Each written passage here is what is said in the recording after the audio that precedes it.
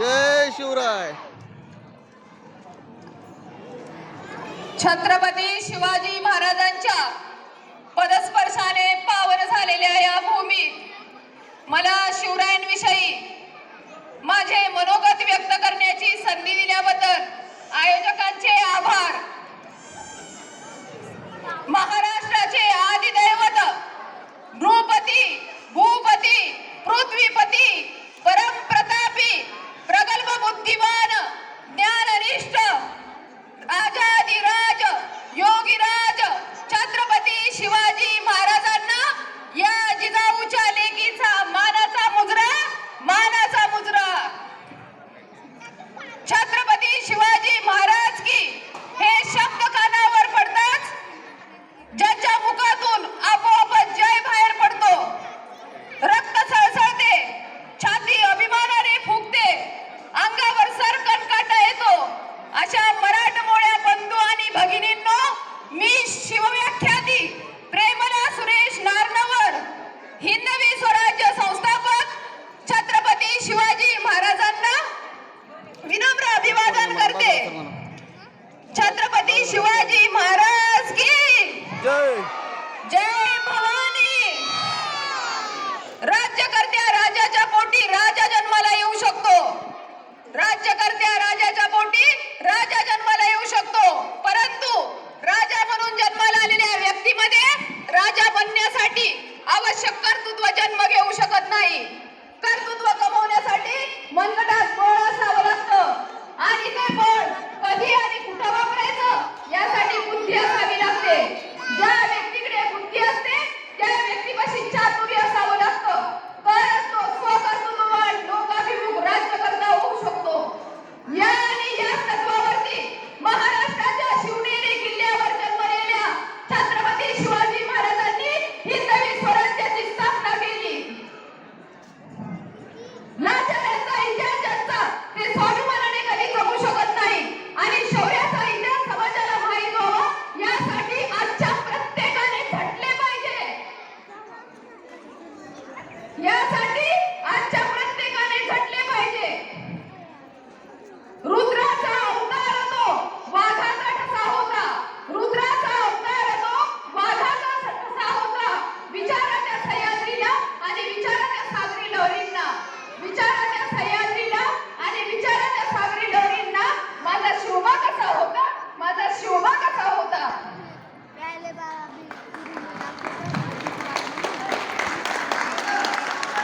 समाज बांधवांनो, आपण आज येथे सर्वजण प्रसन्न मनाने बसलो आहोत. आजचा हा सुवर्णमय दिवस पाहण्याचे भाग्य आपणास लाभत आहे. पण शिवरायांनी हिंदवी स्वराज्य निर्माण केले नसते तर इतिहास वेगळा राहिला असता आणि वर्तमान भयावह राहिले असते. आज आपण मोठ्या उत्साहाने, आनंदाने शिवजयंती साजरी करतो, डीजे लावून नाचतो. सोशल मीडियावर तर शिवरायांविषयी, शिवरायांच्या संदेशांचे बेवच फुटते. परंतु महाराजांना हे अभिप्रेत होते का? मला पुन्हा असं म्हणावंसं वाटतं की महाराजांना हे अभिप्रेत होते का? आजचा तरुण थोडेसे अपयश आले की खचून जातो. आजचा तरुण थोडेसे अपयश आले की खचून जातो, व्यसनाधीन बनत चालला आहे. अशा तरुणांना काही समाजविघातक लोक, अशा तरुणांना काही समाजविघातक लोक हाताशी धरून वेगवेगळ्या प्रकारची आमिषे दाखवून वाममार्गाला लावत आहे आणि त्यांचे हित साधत आहे.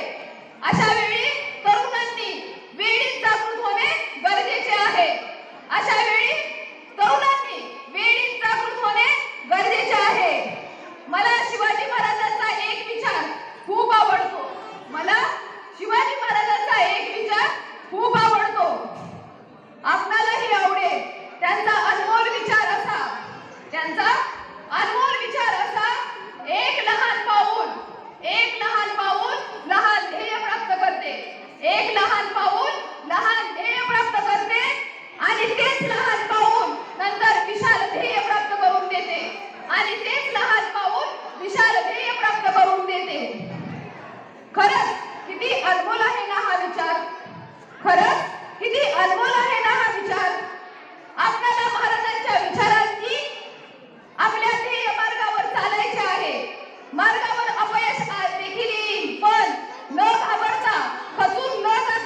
चालत राहायचे आहे.